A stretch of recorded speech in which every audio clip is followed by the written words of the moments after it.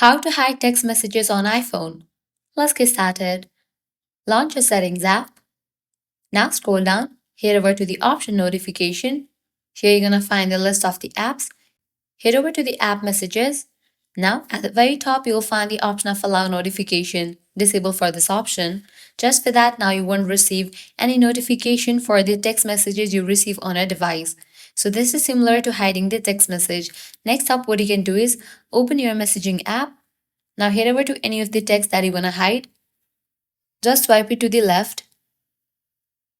You'll get this delete icon. Click on that. Click on delete. The conversation has been deleted, but you'll be able to find that conversation by clicking on the option of edit, clicking on show recently deleted, and in this list, you're going to find that conversation. You can also recover that message by checking in. Then click on the option of recover. So this way you can easily hide text messages on iPhone. If this video was helpful, don't forget to like, share, and subscribe to our channel. Thanks for watching.